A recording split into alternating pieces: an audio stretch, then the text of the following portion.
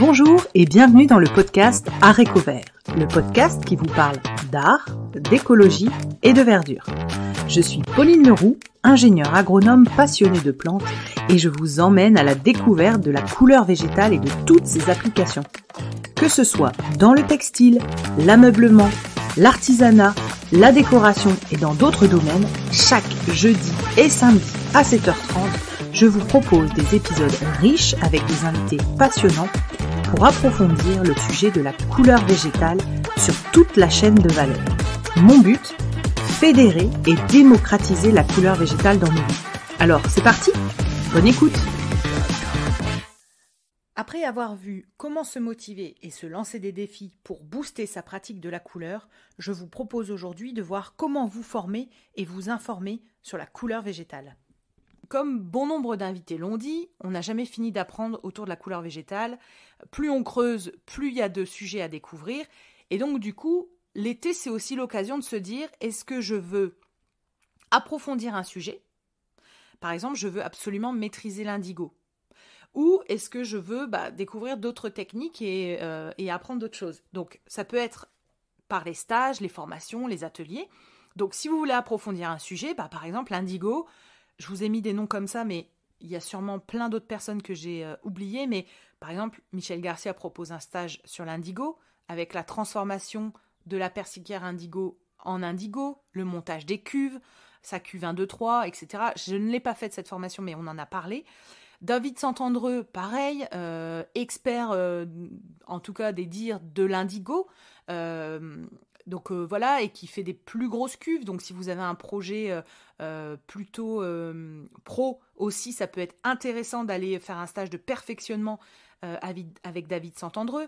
On m'a parlé de Betty de Paris, et il y en a sûrement plein d'autres. Si vous voulez approfondir l'éco-print, ça peut être avec Beste Bonnard, ça peut être avec, comment elle s'appelait, j'ai perdu le nom, bon, une autre éco-printeuse, mais anglophone, bref, j'ai perdu le nom.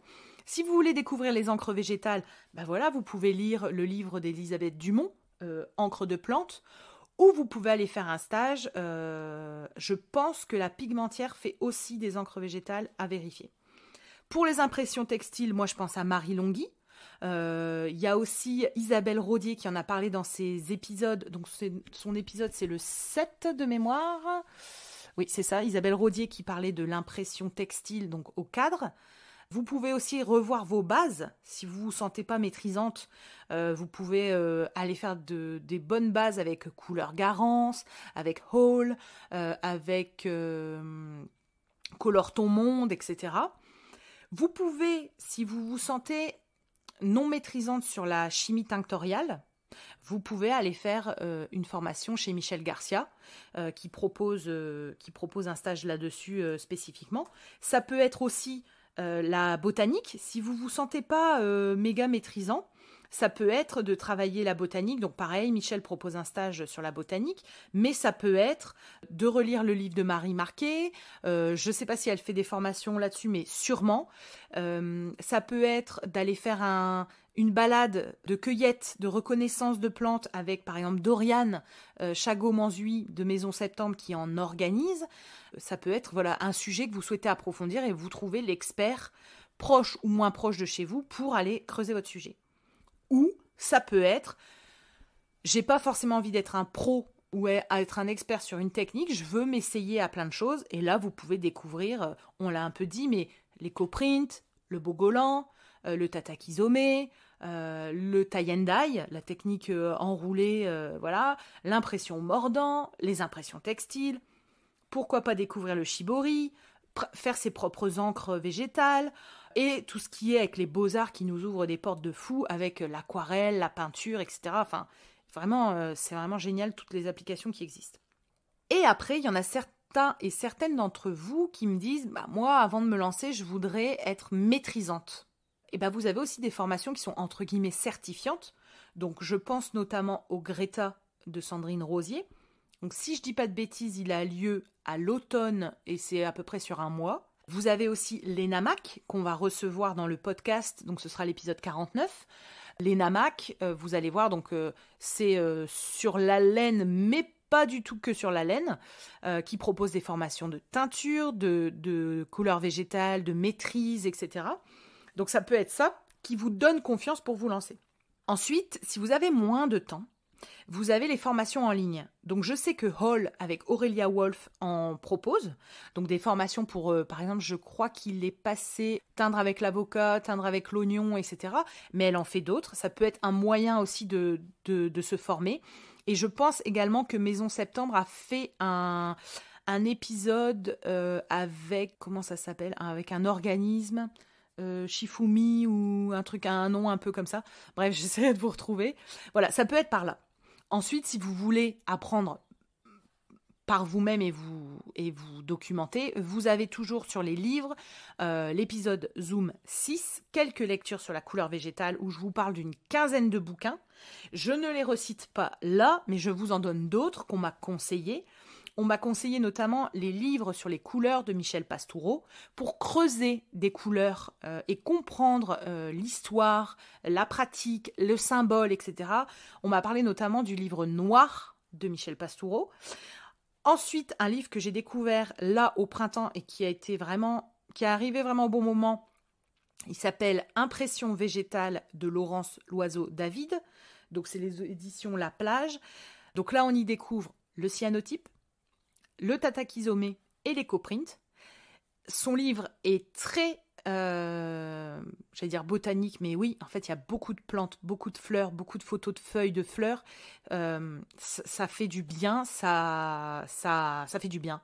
Elle y parle des nuances et des points communs, en tout cas, qu'on voit entre ces trois pratiques d'impression végétale. On recevra Laurence Loiseau-David dans l'épisode 48 du podcast, donc je suis ravie, c'était vraiment un super épisode inspirant. Ensuite, un livre que j'ai lu, c'est Teinture végétale de Céline Philippe. Donc moi, ce livre, il m'a beaucoup inspiré par rapport aux photos. Je trouve, franchement, c'est mon avis, mais que ce sont les photos les plus belles que je trouve sur Instagram. Vraiment, je tire mon chapeau pour ce travail, c'est magnifique.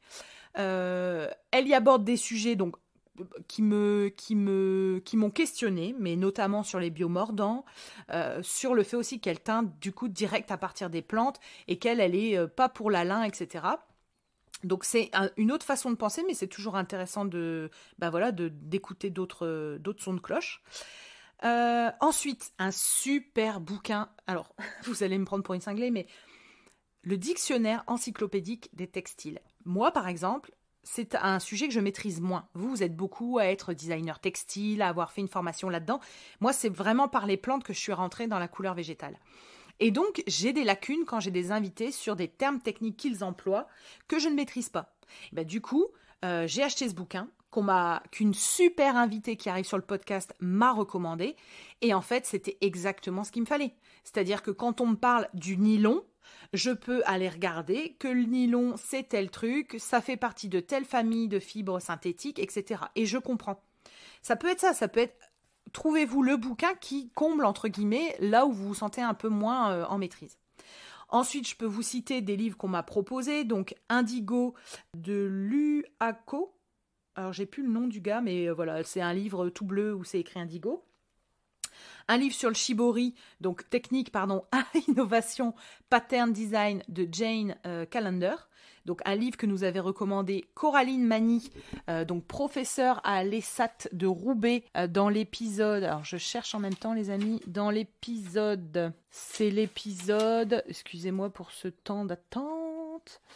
C'est l'épisode 23, donc c'était hyper intéressant parce qu'elle-même pratique des pliages avec des coutures, c'était magnifique. C'était vraiment génial son travail. J'étais à l'atelier là où elle forme ses étudiants, franchement c'était top.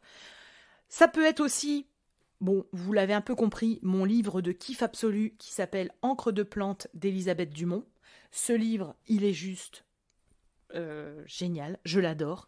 Donc pareil, dans les idées que ça m'a donné, je vous l'ai dit, faire de l'encre avec des feuilles de ronces, mais également du vert avec l'iris dont elle parle. Vraiment, ce livre, je l'ai adoré.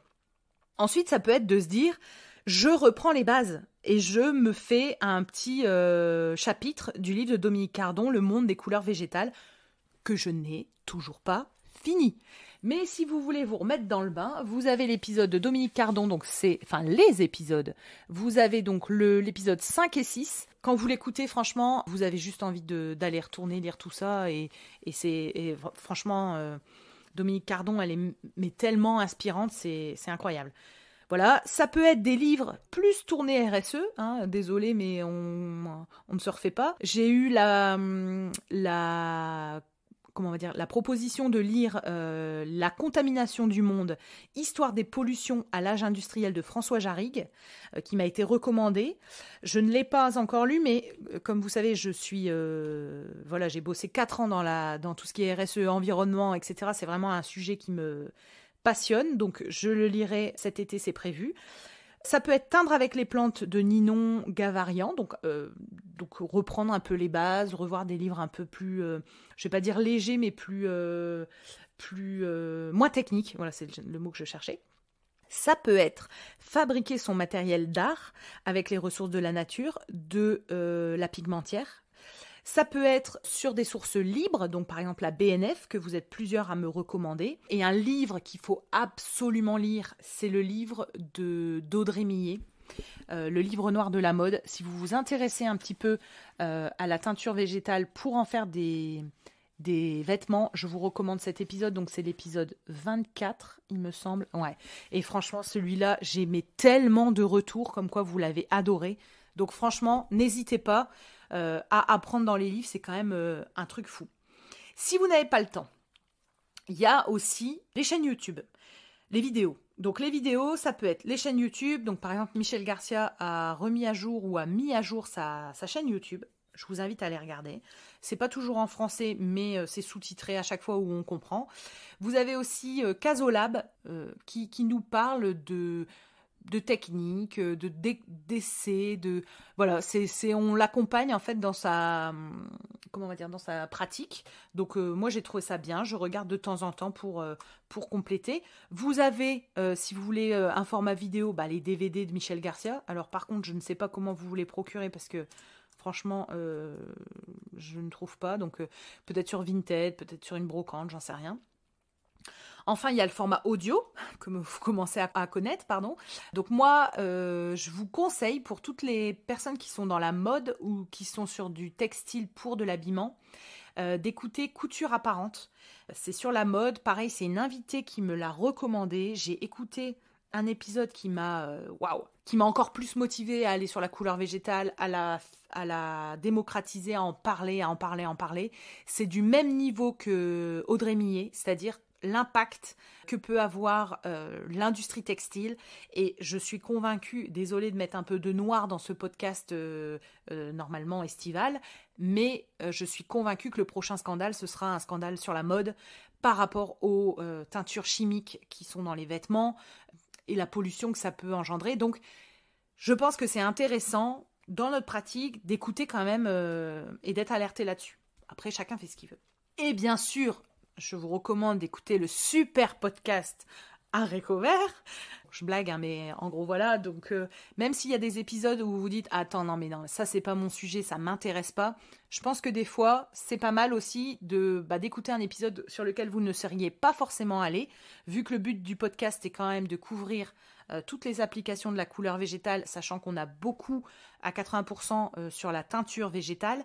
Ça peut être vraiment intéressant d'aller sur d'autres domaines. Donc, pour vous le rappeler, on va aller sur la coloration capillaire, sur le maquillage, sur la cosmétique avec la savonnerie. On va aussi aller du côté des plastiques, bioplastiques. On va également aller du côté de la peinture. J'aimerais aller du côté des beaux-arts. J'aimerais trouver la bonne personne pour creuser. Et ensuite, j'aimerais aller dans les techniques de teinture, mais vraiment dans l'expert d'une technique, et d'y aller vraiment dans l'aspect en profondeur. Donc, vous l'aurez compris, écoutez le podcast Haricots Verts, soutenez-le, faites-le tourner. C'est important de faire découvrir la couleur végétale au plus grand nombre et que ça se démocratise. Dans le prochain épisode, nous verrons comment se questionner sur ses ressources et sa pratique de la couleur végétale. Je vous invite à aller consulter les autres épisodes Zoom ou les épisodes avec les invités et aller sur la page Instagram Artecovert, ARTECOVERT, pour y retrouver et deviner les futurs invités du podcast, mais notamment retrouver des sources écrites de tout ce que nous abordons dans les épisodes Zoom. Belle journée à tous!